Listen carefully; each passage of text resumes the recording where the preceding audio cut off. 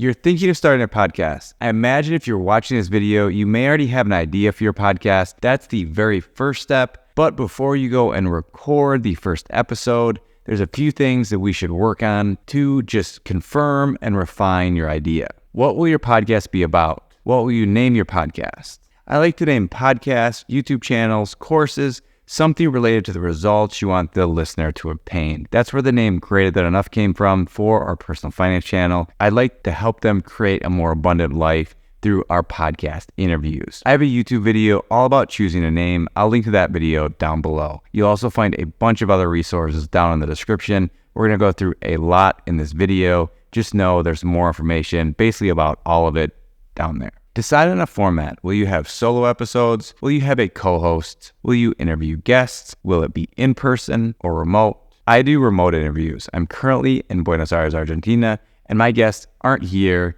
And so to record high quality audio and video, I record all the episodes using Riverside.fm, the sponsor of today's video. More on why we like using Riverside instead of Zoom, Skype, or Google Meet later on in this video. Write a brief description of your podcast. Think of it as an elevator pitch. If you had 30 seconds to explain the idea to someone while on an elevator, what would you say to them? You'll need this in a later step when you're publishing your first episode, but it's important that you think about it before you start recording your podcast. Make a list of at least a dozen episode ideas or guests you could interview. I don't want you to jump ahead, start recording, and when you sit down to record the 5th episode, you realize you don't have any more ideas on this topic, and you quit really before you even get started. If it's easy to come up with the episode ideas, you know it'll be easier to keep recording episode after episode. This is a marathon, not a sprint. What equipment do you need for your podcast? You don't need to invest much to get started. You could just record using the microphone of your cell phone and call it good, but if you're taking this seriously, I'd at least make a small investment in a microphone. The rest of what I'll mention are nice to haves. A good podcast microphone enhances your audio quality and captures less background noise and echo. My favorite beginner microphone is the Samsung Q2U. This is a dynamic microphone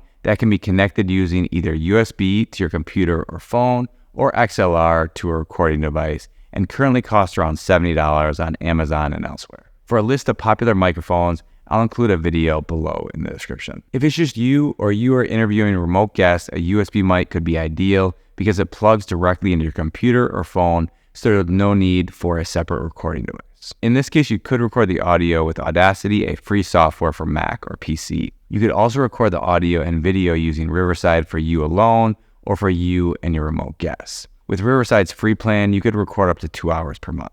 If you have multiple hosts or guests in the same place, you'll want a recorder like this one from Zoom. This will allow you to connect up to 4 microphones and record each one on a separate audio track. You can use any headphones you have to monitor the audio, but it's better not to use wireless or Bluetooth headphones because there can be a little bit of a delay or the battery could die in the middle of your recording. The Audio-Technica M20X is a popular option, costing around $50, or for a more premium option, check out the Rode NTH100 for around $150. For video, you can record great videos with your phone as long as you have decent lighting. I record my podcast episodes and YouTube videos with my Sony a7 IV.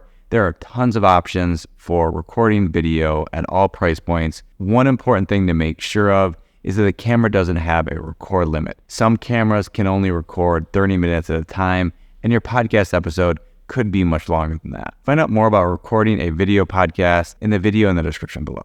We also have a free guide to launching your video podcast. You can get it by signing up, also down below. Getting ready to record. Before you record your first episode, be sure to do a test recording. You'll want to check the audio levels. Most recorders and software will tell you the decibel levels that you're recording at. Your normal speaking voice should be between -18 and -12 decibels. While speaking, the level should show up high in the green area. If it's in the yellow or red, it's too loud. If it's too high, when you're speaking loudly, the audio could be distorted. And if it's recorded too low, it's not going to sound great either. The space you're in is also important. So try to record where there isn't a lot of background noise a refrigerator running, air conditioner, or traffic noise from a nearby window. You don't want any of that picked up in your recording. Also, you don't want to record in a room with too much echo. This is usually caused if there are too many hard, flat surfaces. You can clap in a room and listen to see if you hear an echo. The more soft things there are in the space, the better. Think of carpet, bed, couch, rugs, things like that. If you're worried about the echo in a room, try spreading out pillows, blankets, towels, anything you have to cover some of the hard surfaces. If you're recording audio and not video, you could even record your podcast from within a closet.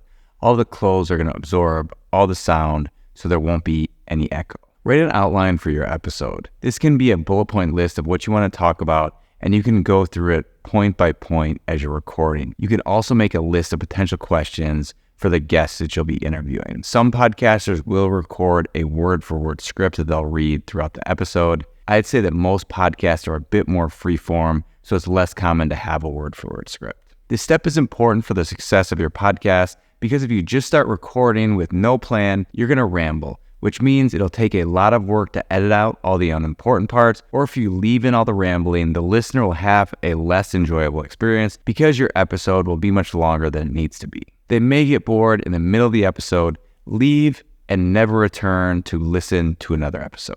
A tip here, if it's possible, try to front load the more interesting parts of the episode. For all types of content, audio, video, anything really, retention is important. If everything interesting is at the end of the episode, many of your listeners aren't going to make it that far. You've got to hook them in the beginning and keep them listening all the way to the end. Recording your episodes, now the fun part. If you're recording with guests, I'd make sure to arrive early, test all the equipment before they arrive, so you've got everything ready to go as soon as they're there. One great thing with podcasts, they aren't live. Well, in most cases.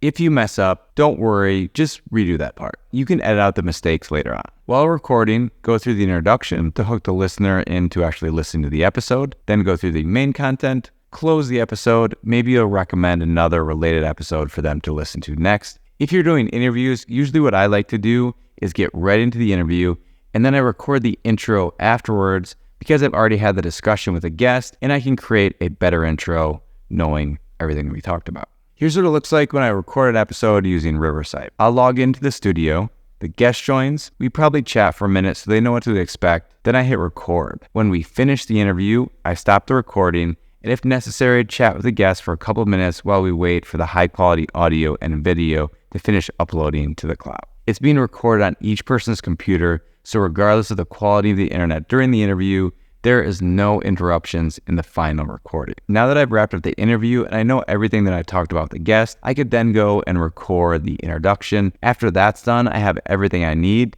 to then move on to the next step, which is editing the podcast episode. There are lots of tools to edit your podcast. You could use Audacity that I mentioned earlier for free, GarageBand for Mac. Riverside has a handful of editing tools to help you quickly edit your podcast episodes. You can edit based on the transcript. It's much easier to find repetitive parts of the podcast. You can trim out sections just by highlighting and deleting the text that you want removed.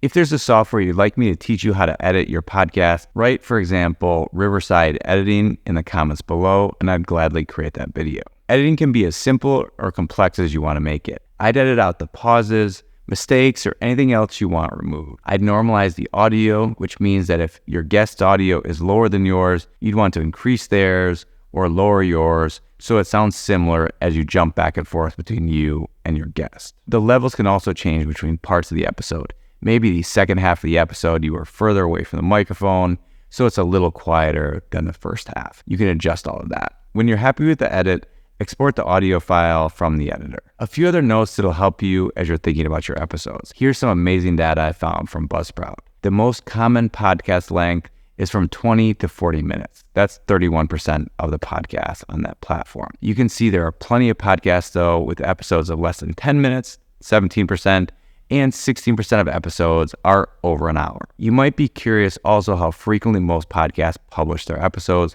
40% publish every 8 to 14 days, and 35% publish every 3 to 7 days. And speaking of Buzzsprout, the next step in the process is signing up for podcast hosting. We chose Buzzsprout because it's easy to use and we like their analytics. They have a free plan if you're publishing in less than 2 hours per month, and here are their other pricing tiers. Another popular option that's always free is Spotify for podcasters, formerly known as Anchor. I'm a little wary of using one of the podcast players as my hosting provider, so I pay for Buzzsprout, but plenty of podcasters use Spotify without any issues. Create your account, fill in your podcast name, add the description from the earlier step, and upload your podcast artwork.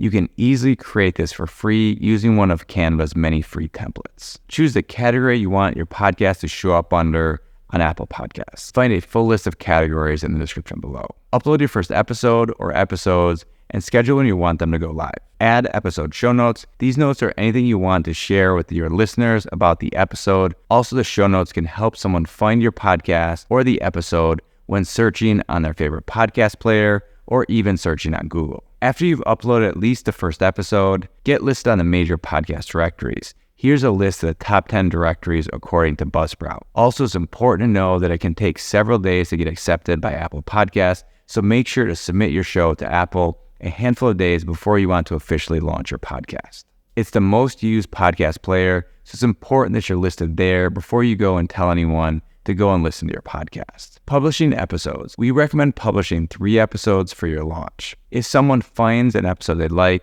it's important to have more content for them to listen to. If there's only 1 episode there, they won't know if you'll be publishing any further content. With multiple episodes, they'll have a better idea what your podcast is about, making it more likely that they'll subscribe and then be notified when future episodes are released. If you really want to be an overachiever, I'd actually have 5 episodes recorded before you launch your podcast. You can publish 3 for your launch, and then you have the next 2 weeks, if you're publishing weekly, ready to go, allowing you to take a week off from recording to focus on the launch of your podcast before getting back into the rhythm of consistently recording. Promoting your podcast. Unfortunately, the most difficult part of having a successful podcast is being found. Podcasts are amazing for building trust. You're in someone's ear for maybe an hour at a time, accompanying them on their daily commute, at the gym, or while doing chores around the house. The best way for people to find you is with short-form vertical video clips for Instagram Reels, TikTok, and YouTube Shorts. These videos can be shown to thousands of people that don't follow you.